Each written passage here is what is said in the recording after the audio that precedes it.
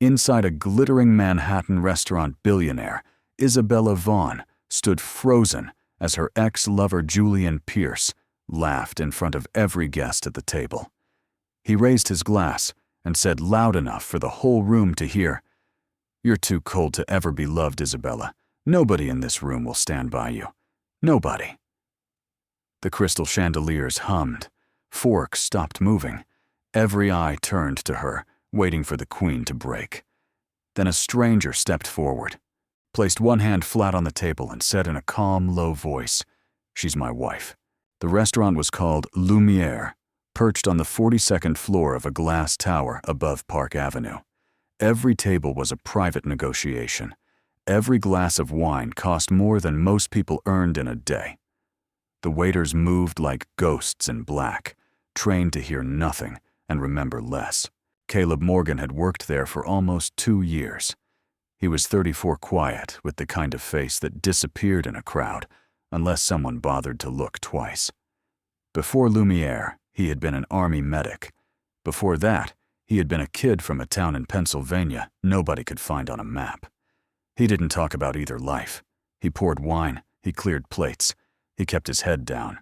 That was the deal he had made with himself the day he walked into this city with $200 in a duffel bag. That Thursday evening, he was assigned to the private dining room on the West Wing. 8 guests, 1 reservation under the name Vaughn. He read the briefing card twice and said nothing. Isabella Vaughn arrived at 7:45 exactly, which meant she was 15 minutes late by the standards of the city, and on time by her own. She wore black. She always wore black. At 31, she controlled a logistics empire her father had built alone, and the boardrooms of Manhattan had learned to speak her name carefully. She had a face the magazines called beautiful and the bankers called dangerous. She did not smile when she walked in. She rarely smiled at all. Caleb watched her from the side of the room as she greeted the table. He noticed the way she scanned the seats, counted the faces, calculated the angles. She was looking for someone, and when she found him, her shoulders went tight. Julian Pierce was already there. He had arrived early, seated himself at the head of the table without permission, and ordered a bottle of something expensive on her account. He was 36, polished with a smile that had charmed half the women in the room before they understood what kind of man he was. He had dated Isabella for 2 years. He had asked her to marry him once. She had said no. He had not forgiven her for that, and he had spent the month since making sure everyone in their circle knew he was the one who had walked away. The dinner was supposed to be a soft introduction between 2 firms negotiating a merger. 6 investors, 2 principals. Polite conversation, polite numbers. Isabella sat down, ordered sparkling water, and tried to steer the table toward business. Julian let her speak for about 9 minutes before he interrupted. "You know what I admire about Isabella," he said, leaning back in his chair, swirling his wine. The other guests went still. "She's the only woman I've ever met who can read a balance sheet and feel absolutely nothing. Not joy, not fear, nothing." He raised his glass to her. "Cheers to the Ice Queen of West 46th Street." A few of the guests laughed politely, the kind of laugh that hopes the joke ends quickly. It did not. Julian was just getting started. He talked about the months they had spent together. He talked about how she had never once cried, never once raised her voice, never once acted like a woman who needed anything from anyone. He framed it as a compliment. Everyone at the table understood it was not. Isabella sat with her hands folded on the white linen, her face a careful mask, her water glass untouched. Caleb stood near the wall with a bottle in his hand and felt something cold gather in his chest. He had seen this kind of cruelty before, not in restaurants, in other places, in other countries, in men who smiled while they did damage. He kept his eyes on the carpet and told himself this was not his problem. Julian leaned forward and lowered his voice, just enough to make sure everyone heard. "Let's be honest, Isabella. The merger is going to fall through. You know why, because nobody trusts a woman who has nothing to lose. No husband, no partner, No one waiting for her at home. The board talks. The investors talk. They look at you, and they see a fortress. And nobody invests in a fortress. His mouth widened. You're too cold to ever be loved, and nobody in this room is going to stand by you. Not tonight. Not ever. The silence that followed was the worst kind. It was not shock. It was agreement. The investors looked at their plates. One of them adjusted his tie. Another reached for his phone, as if a notification had just saved him from having to take a side. Isabella did not move. She did not blink. But Caleb, watching from the wall, saw her hand tighten around the linen napkin until her knuckles went white. He understood in that moment what was happening. This was not just an insult. This was a public execution. Julian was killing the merger, killing her credibility, killing 2 years of work in front of the only people whose opinion mattered.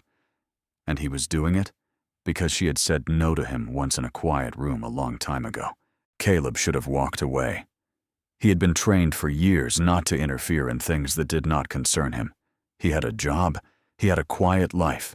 He had no business inside a war between 2 people he did not know. He told himself all of this in the space of about 3 seconds. Then he set the bottle down on the side station, walked across the carpet, and stopped beside her chair. He placed one hand flat on the white tablecloth. He looked directly at Julian. His voice was low, and even the voice of a man who had said harder things in worse rooms. "She's my wife." 2 words, and one possessive. Nothing more. The table did not move. Julian's expression twitched at the corners, the way a smile does when it is trying to decide whether to stay or flee. The investor closest to Isabella set his fork down very slowly, as if afraid it might make a sound. Isabella turned her head and looked at Caleb for the first time. He had never spoken to her before. She had never noticed him. He could see in her eyes the exact second she understood the offer and the cost of it. He watched her decide. She slid her left hand across the table and rested it lightly on top of his. She did not look at Julian.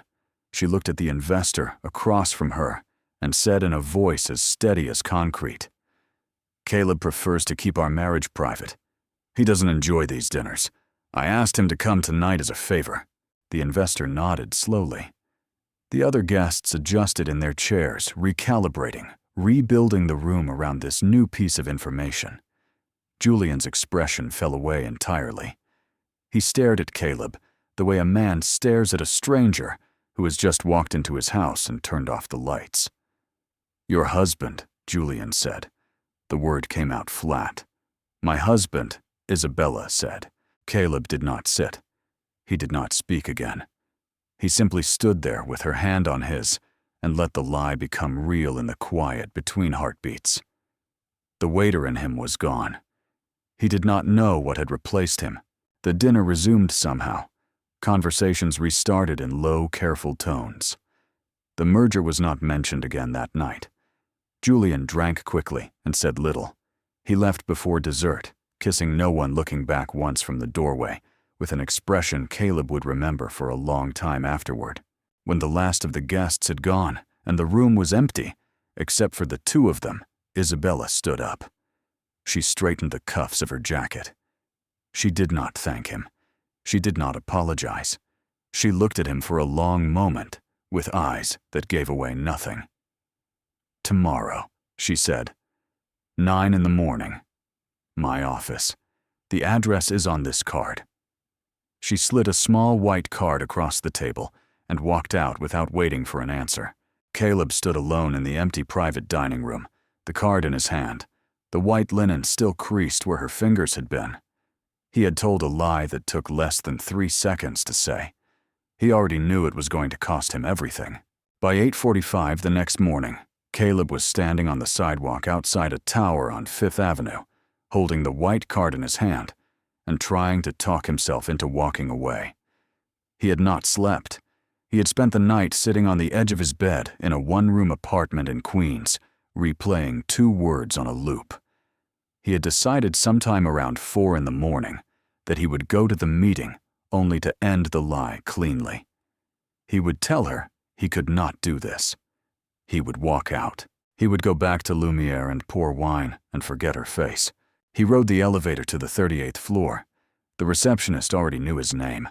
That was the first thing that bothered him. The second was the way the assistants stopped talking when he walked past their desks, the way they looked at him with a quiet, careful curiosity, as if a rumor had run ahead of him through the building overnight. Isabella was waiting for him in a glass office that overlooked half the city. She did not stand up when he entered. She gestured to the chair across from her desk and waited until the door closed before she spoke. "You came," she said. "I came to tell you I'm out," Caleb said. He stayed standing. "Whatever happened last night, I'm sorry I made it more complicated. I'll sign whatever you need me to sign. I won't talk to anyone. I just want to go back to my life." She looked at him for a long moment.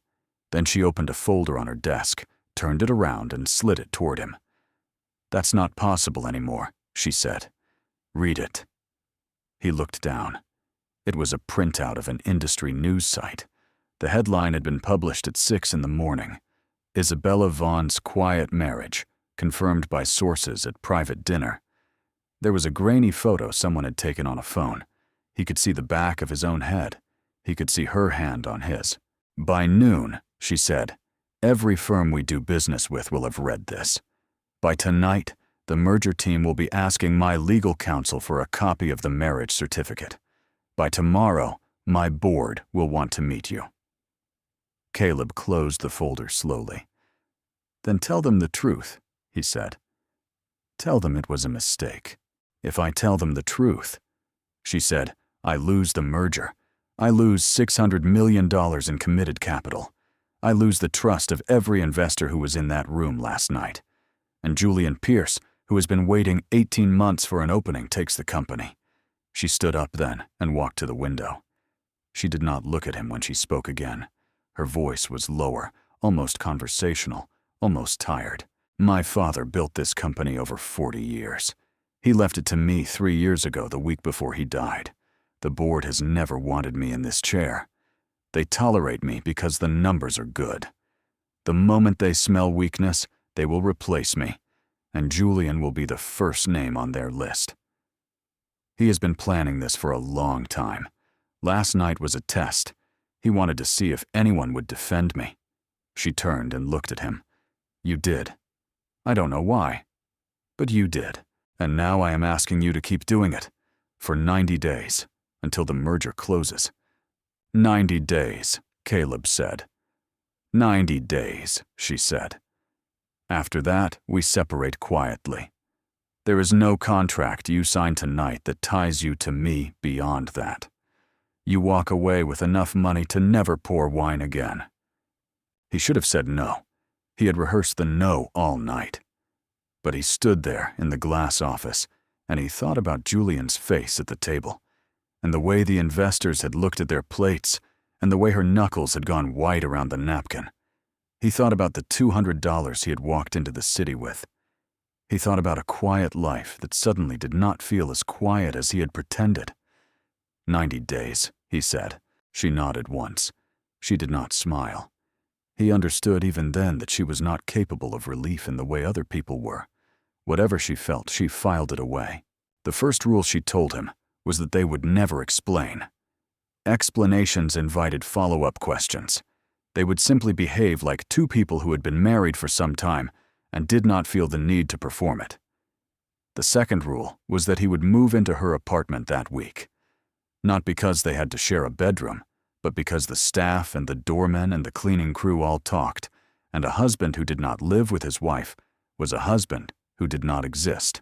The third rule was that he would learn the names of 42 people by the end of the month, and she would teach him which ones to smile at and which ones to avoid. He moved in on Sunday. The apartment was on the 73rd floor of a building on Central Park West, and it was the quietest place he had ever been in his life. There were 2 bedrooms separated by a hallway, long enough that he sometimes did not see her for an entire evening. She worked late. He did too in the beginning because she had hired him onto the company payroll as a senior consultant in the strategy office, a title that meant nothing and required him to sit through meetings he did not understand and nod at the right intervals. The first public test came at a charity gala the following Saturday. 300 guests. Cameras at the door. Isabella wore a dress the color of dark wine and put her arm through his at the entrance, with the smoothness of someone who had practiced. He had bought a suit that morning. It cost more than his rent. She had told him to keep the receipt. Inside, people came up to them in steady waves, and Caleb learned quickly that the trick was to say very little and let her speak. He watched her work the room. He watched the way she made every person feel briefly important, and then released them before they could ask anything difficult. He watched with a strange tightness in his chest how lonely the work looked from up close. Julian was there. He had not been on the guest list, but men like Julian did not need to be on lists. He found them halfway through the second hour near a table of untouched champagne flutes. "You haven't returned my calls, Isabella," Julian said. "I haven't received any I wanted to return," she said. He turned his attention to Caleb.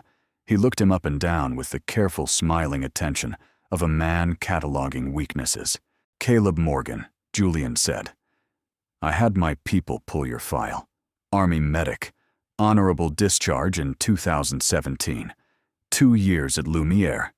No marriage on record in any state I checked. No engagement announcement. No wedding photos. No wedding registry. Nothing. You are on paper a very interesting kind of husband." "I'm a private person," Caleb said.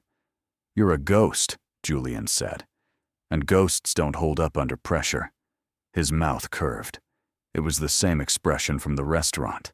"You should have picked someone with a longer paper trail, sweetheart," he said. "I'm going to enjoy this." He walked away. Isabella's hand on Caleb's arm did not tighten. Her face did not change.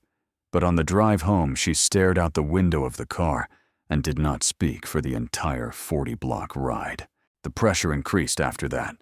Julian began feeding stories to the financial press, anonymous sources questioning the timing of the marriage, a blog post hinting at fraud, a photographer outside the building. Caleb was pulled into a board meeting on a Tuesday morning where 11 men in dark suits asked him questions for an hour. Where had he met Isabella? When had they decided to marry? Why had there been no announcement?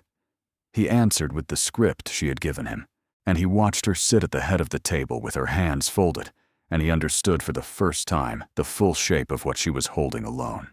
That night, back in the apartment, she came into the kitchen at almost midnight while he was making coffee. She had taken off her shoes. Her hair was down for the first time he could remember. She looked for one unguarded second like a person and not a position. "You did well today," she said. "They didn't believe me," he said. "They didn't have to," she said. "They just had to not be able to prove it." She poured herself a glass of water.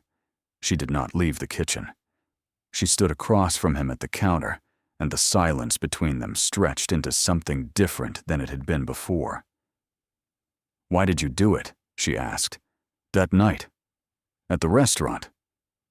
He thought about the question for a long time before he answered.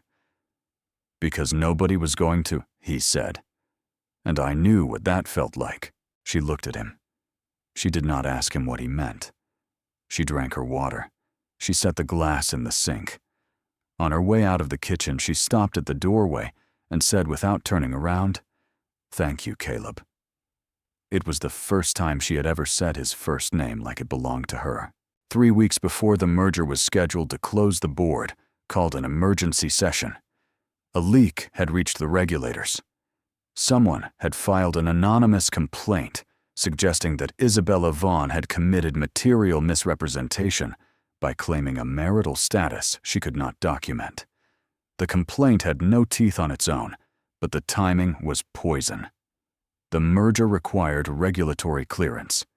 Regulatory clearance required clean optics. The session was held in the largest boardroom in the building, 23 people around the table, outside counsel on speakerphone. Caleb was asked to attend. He sat to her right. He had stopped pretending somewhere in the last month that he was only there to perform a role.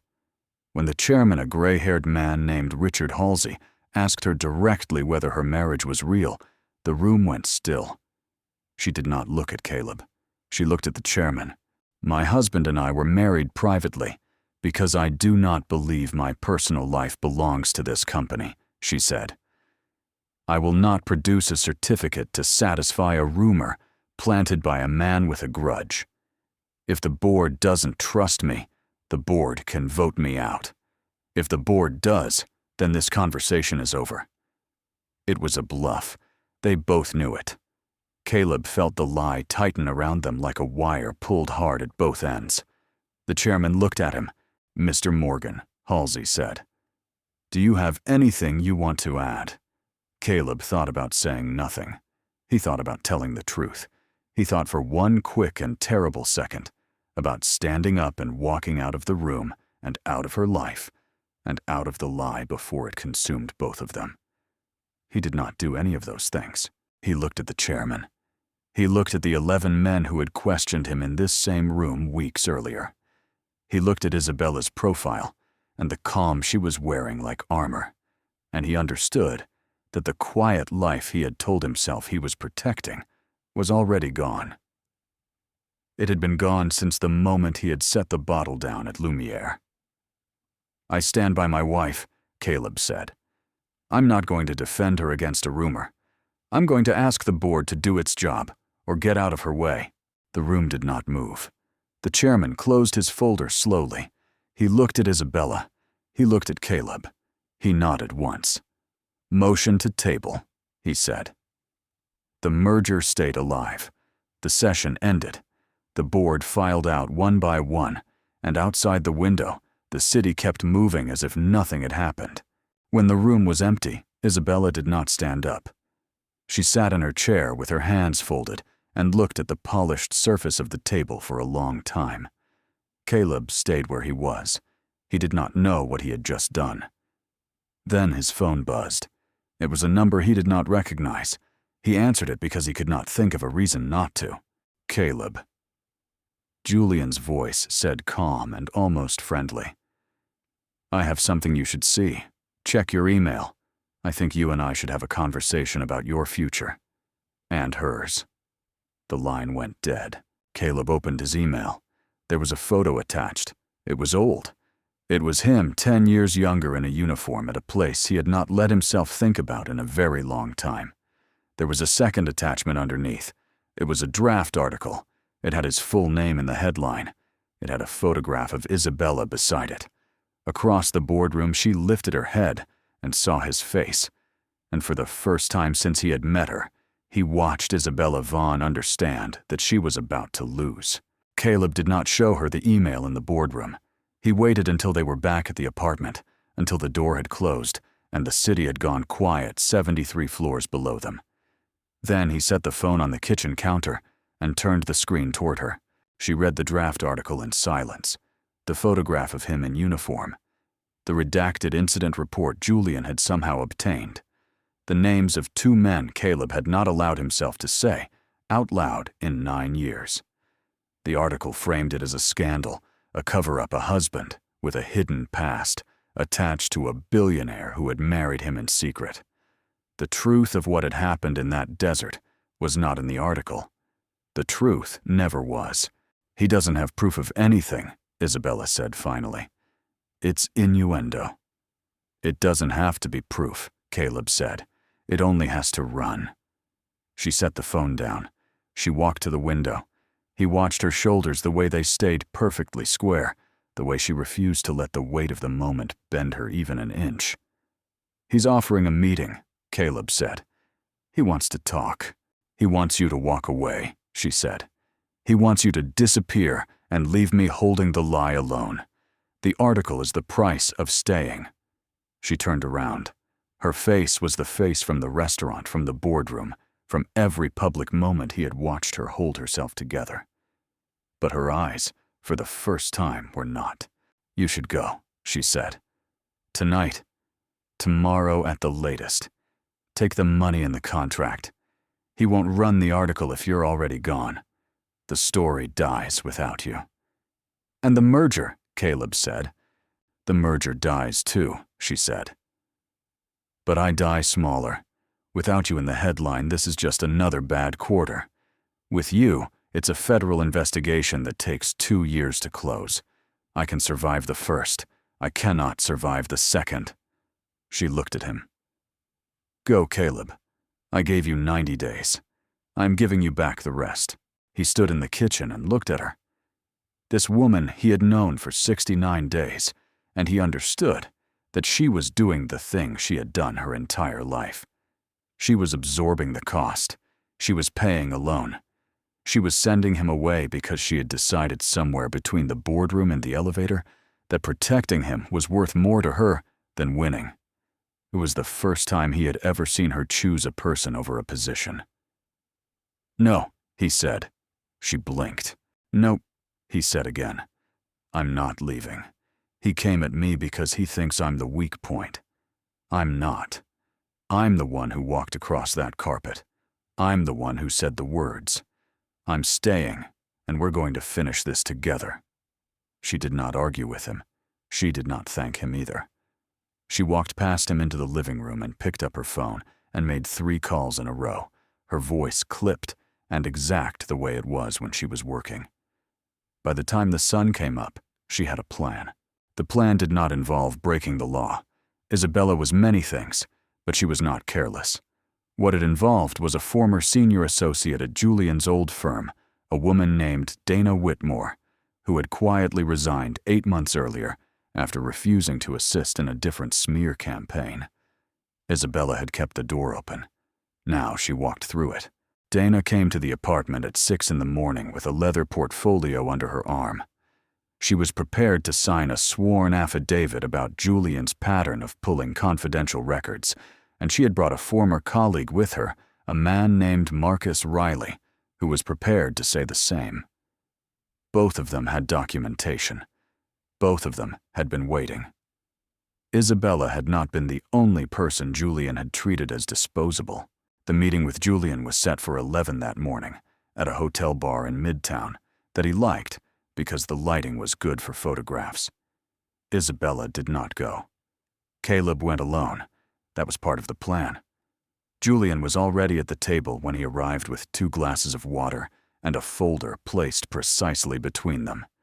His mouth curved into the same expression Caleb had now seen too many times to count. I was hoping you'd come alone, Julian said. It tells me she's already given up. It tells you what I wanted it to tell you, Caleb said. Julian opened the folder. He laid out the article draft, the photograph, a list of media contacts, a timeline of release. He spoke calmly, as if he were walking a junior associate through a deal. His offer was simple. Caleb would sign a statement admitting the marriage was a fraud. Caleb would name Isabella as the architect. In exchange, Julian would bury the article. The merger would still die, but Isabella would survive personally. She might even keep her seat on the board eventually, in some reduced form. You think you're saving her, Julian said. I'm offering you the only version of saving her that actually works. Caleb listened to every word. He let the man finish. Then he reached into his jacket and set his own folder on the table. Inside it were 3 documents. The first was a sworn affidavit from Dana Whitmore, attesting that she had been instructed by Julian to pull confidential personnel files on Caleb in violation of federal law. The second was a corroborating affidavit from Marcus Riley, with attached internal records preserved when he left the firm. The third was a notarized timeline showing that 2 named journalists had been promised the article regardless of whether Caleb cooperated, which made Julian's offer today a documented act of extortion under New York state statute. My wife's counsel has spent the morning verifying these, Caleb said. Dana and Marcus have been waiting a long time to put their names on something. You gave them a reason. Julian looked at the documents. He did not pick them up. His face did the thing it had done in the restaurant, the small twitch at the corner, the moment of recalculation. You're bluffing, he said. You can find out at noon, Caleb said. That's when our counsel files a complaint with the state attorney's office, along with a request for an injunction against publication. Unless you withdraw the article, and you call off your sources, and you sign a non-disparagement agreement that we will have to your office by 2. Julian sat very still. "You don't have the standing to do this to me," he said. "I'm her husband," Caleb said. "I have exactly the standing she gives me." He stood up. He left the folder on the table. He walked out of the bar, and he did not look back. And the next morning the article never ran.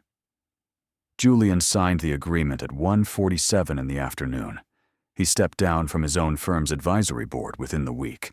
He did not appear at any industry event for the rest of the year. He did not contact Isabella again. The merger closed 2 weeks later at a number slightly higher than projected. The night the deal closed, Isabella came home at almost midnight. Caleb was in the kitchen again. It had become the place they spoke somehow, the only room in the apartment that was small enough for the truth. She set her bag on the counter. She did not take off her coat. "The contract ends in 9 days, she said. "I know," Caleb said. She looked at him. The armor was on, but it was thinner than it had been. He had learned over 81 days to read the difference. "I want to ask you something," she said. "I am not asking it as your employer. I am not asking it as the person who pulled you into this. I am asking it as Isabella." He waited. "I would like the marriage to be real," she said. "Not for the company, not for the board, not for anyone in any room we have ever been in together. For me." Her voice did not shake. It almost did once on the word me, and she steadied it. "I have spent my whole life being the person nobody stood next to. You stood next to me before you knew my name. I am not going to spend the rest of my life pretending that didn't matter." Caleb looked at her across the counter. He thought about a sidewalk on 5th Avenue and a card in his hand, and a quiet life he had been so sure he wanted to protect. He thought about how the word husband had stopped feeling like a costume sometime around the 4th week, and how he had not let himself notice. "I haven't been pretending for a while," he said. "I know," she said. "Then yes," he said. She did not move toward him. She did not need to. Some part of the distance between them had already been crossed weeks ago in rooms full of people who had not understood what they were watching. They were married for real in a small office downtown on a Wednesday afternoon. There was no announcement. There were no photographers. The witnesses were 2 assistants from the strategy office and a notary who did not recognize either of them. She wore black. He wore the same suit he had bought the morning of the gala. The certificate was filed before the close of business. The story of how it had begun never fully left the rooms it had been told in. The investors who had been at Lumiere that night kept the version they had been given. The board kept theirs. Julian Pierce, in the years that followed, told a different one to anyone who would still listen, and fewer people did. What Caleb understood by the end was that the lie had not built anything. The lie had only bought time. Everything that had become real between them, the trust, the partnership, the quiet kitchens at midnight, had been built in the space the lie had held open. The lie had been a door. They had walked through it together. What they found on the other side was the thing that lasted. A truth can begin from a lie, but it is trust that makes it real. In a world built on power and judgment, a person is not defined by the position they hold, but by who they choose to stand beside when nobody is forcing them to. Caleb had set down a bottle in a private dining room on the 42nd floor of a building on Park Avenue. He had said 2 words. He had not understood then that he was choosing. He understood now.